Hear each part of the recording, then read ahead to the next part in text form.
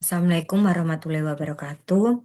Saya Fadila Nita Nugraheni akan mempresentasikan terkait tugas kimia lingkungan lanjut yang berjudul Studi Kasus Pencemaran Udara Akibat Gas SO2. Pencemaran udara adalah zat, energi, dan/atau komponen lain yang menyebabkan terjadinya pencemaran udara dengan sumber pencemar udara, yaitu kegiatan manusia yang mengeluarkan pencemaran udara ke dalam udara ambien. Sumber pencemar udara dapat dibedakan menjadi dua kategori, yaitu sumber bergerak dan sumber tidak bergerak. Sumber bergerak adalah sumber pencemar yang dapat berpindah tempat seperti kendaraan bermotor, seperti mobil, sepeda motor, truk, dan bus. Ada juga pesawat terbang, kapal laut, dan kereta api yang berbahan bakar fosil. Kemudian untuk sumber yang tidak bergerak atau stasioner merupakan sumber pencemar yang tetap pada satu lokasi dan tidak berpindah. Contohnya seperti ceropong asap pabrik, pembangkit listrik tenaga batu bara, dapur rumah tangga yang menggunakan kayu bakar, dan tempat pembakaran sampah terbuka. Kemudian untuk pencemaran udara berdasarkan asalnya dapat dibedakan menjadi pencemar alami dan pencemar antropogenik. Pencemar udara alami berasal dari proses alamiah tanpa campur tangan manusia, seperti letusan gunung berapi yang melepaskan sulfur dioksida atau SO2, karbon dioksida, CO2, dan abu vulkanik ke atmosfer. Di sisi lain, pencemar udara antropogenik disebabkan oleh aktivitas manusia dan menjadi penyebab utama masalah pencemaran udara. Contohnya, termasuk emisi kendaraan bermotor yang menghasilkan karbon monoksida, nitrogen oksida, pembakaran bahan bakar fosil di pembangkit listrik yang menghasilkan karbon dioksida dan sulfur dioksida, serta aktivitas industri yang melepas senyawa organik volatil atau VOC dan partikulat seperti PM10 dan PM 2,5.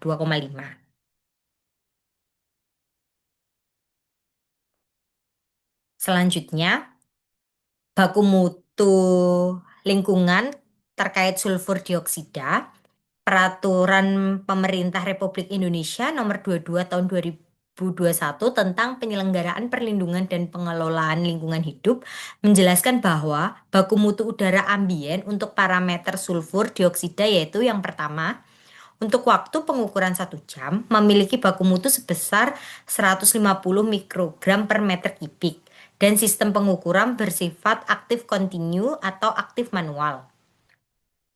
Kemudian yang kedua, untuk waktu pengukuran 24 jam memiliki baku mutu sebesar 75 mikrogram per meter kubik dan sistem pengukuran bersifat aktif kontinu.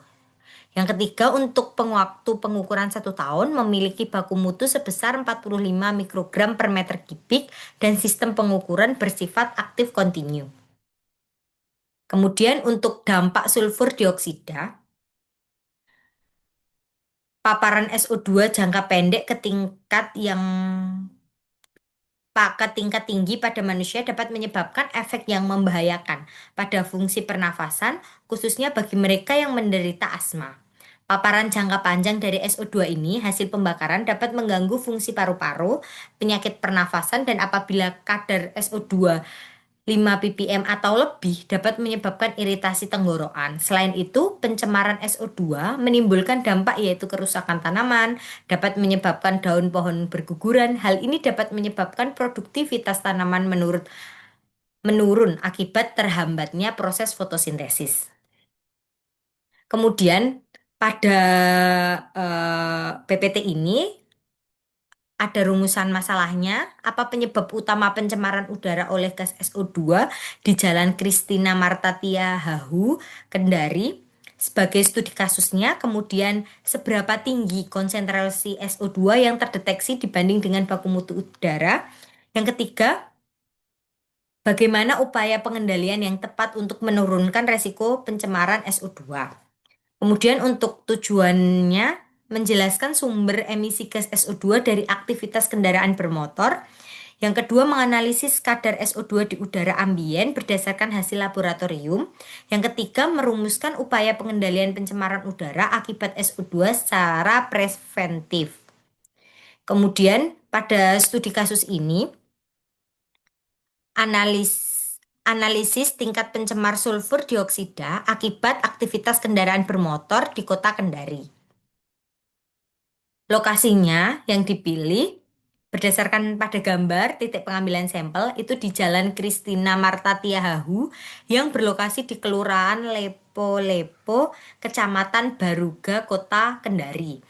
Dan waktunya periode penelitian ini berlangsung dari bulan Oktober 2023 hingga bulan Maret 2024. Kemudian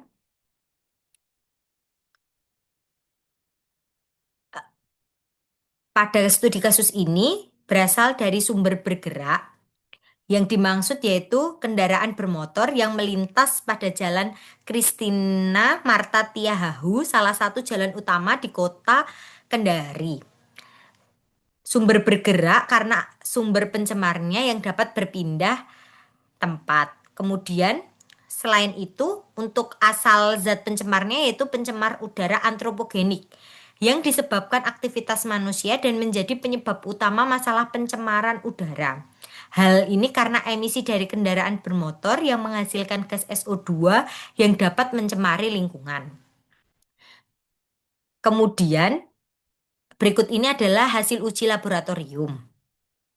Kadar emisi yang rendah yaitu pada pagi hari sebesar 8,45 mikrogram per meter kubik, untuk siang hari 22,14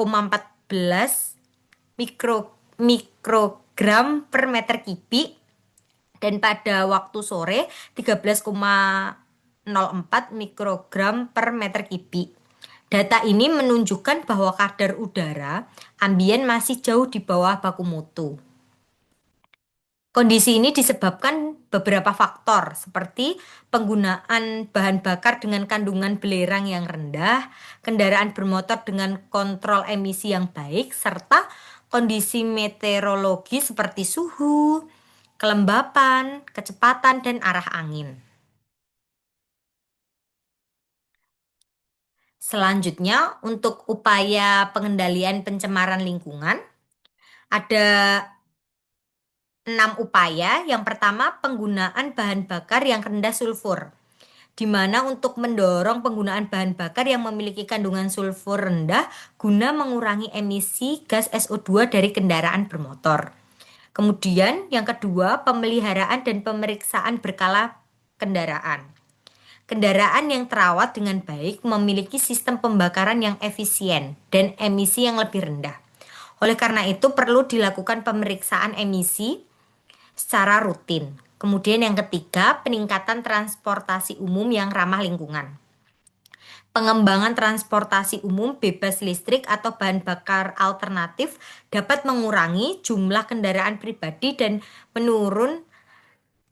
menurunkan tingkat emisi gas pencemar. Kemudian yang keempat, pembangunan ruang terbuka hijau atau RTH, penambahan vegetasi dan ruang hijau di area padat lalu lintas untuk membantu menyerap polutan udara termasuk SO2. Kemudian yang kelima, mengawasi dan monitoring udara secara kontinu. Pemerintah daerah perlu memasang alat pemantau kualitas udara secara real time guna mendeteksi peningkatan polutan secara dini dan melakukan tindakan dengan cepat. Kemudian yang terakhir, edukasi dan kesadaran masyarakat.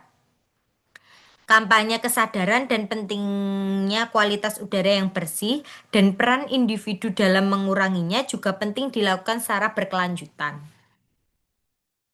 Kemudian kesimpulannya, studi kasus menunjukkan bahwa aktivitas kendaraan bermotor di kota Kendari telah menghasilkan emisi SO2 meskipun masih di bawah baku mutu yang ditetapkan.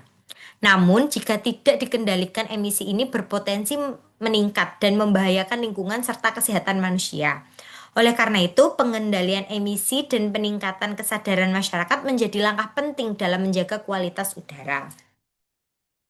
Kemudian, berikut ini daftar pustakanya.